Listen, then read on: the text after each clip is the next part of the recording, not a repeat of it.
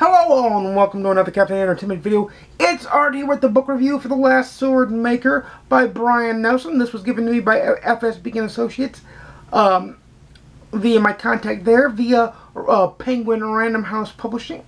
This is the first book in the series, and it is currently over my headboard, so I'll put the picture in. It is a huge, hefty book anyway, and I wouldn't want to lift it. But is it a good book? That's what you're here to find out. And I must tell you, if you want a futuristic thriller that is written well and told in a narratively cognitive sense sort of way, pardon me as I raise up in my chair to get my back in a more comfortable position, but I will continue talking and say that if you want the book to be written well in a narrative cognitive sense manner, in the vein of a Daniel Suarez influx or kill decision type novel, then The Last Sword Maker is for you. I enjoyed the book very, very much, and I'm not just saying that because I got a free copy of it. Like I said, I've worked with these people before, FSB and Associates before, and they know that they will get an honest review out of me. If I don't like a book, I'm going to say I don't like a book. I am very, very honest about that and upfront about that. The book was great. It followed two stories, a Chinese story and an American story, as they race to create the new ultimate weapon in the not-so-distant future. It was amazing. It was great. And I liked it a whole hell of a lot. When it switched, it's broken up into parts. There's several parts. I won't go into how many there are, but it's broken up into parts, and each part furthers the larger narrative. And the concept in that part is in itself contained, but it does deal with the same characters as you would expect. It was written super duper duper well.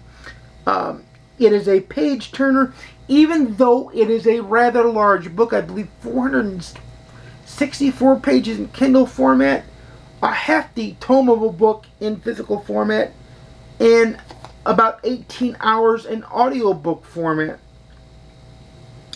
But it was a great, great book. I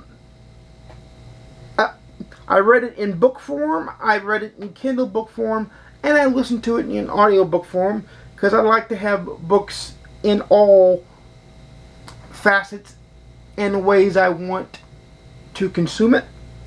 And it allows me to give you a more comprehensive review. And I will tell you that you cannot go wrong with any format you choose to consume the book. I love how when it's telling the story and it's telling the narrative, and when it's dealing with its own fictitious made-up government documents, you know that too. And you know that in any format. It's glaringly clear in any format because it's redacted in the written formats of print and Kindle, and the narrator says the word redacted when a sentence or words are redacted. So however you consume the book, you will not lose any of the medium. For that, I have to commend whoever made the audiobook, and I have to commend Brian Nelson for making such a complex story be easily digestible. Not many authors can do it. The only one that truly comes to mind, in my mind, is Daniel Suarez. It is in the vein of a Tom Clancy. However, Tom Clancy books can be a hefty and dry at times. They're still good, but they can be hefty and dry. Where this will keep your attention, and it strives to keep your attention the entire time you're consuming it, however you do, read it or listen to it. I did both. I enjoyed this book immensely, and I will be checking to see if there is sequels to the book. I hope that there either are sequels or sequels are coming. I will certainly put Brian Nelson on my radar. It was amazing. And it's a book that I can tell you, it's a book you can sometimes catch on sale, at least ebook and audiobook wise. I don't know if you can catch the print on sale, but if you're a little bit nervous about reading a tomish type book, let me tell you that this tomish type book, because it is a tome, it's a hefty sucker of a book. It's a hefty sucker of a book.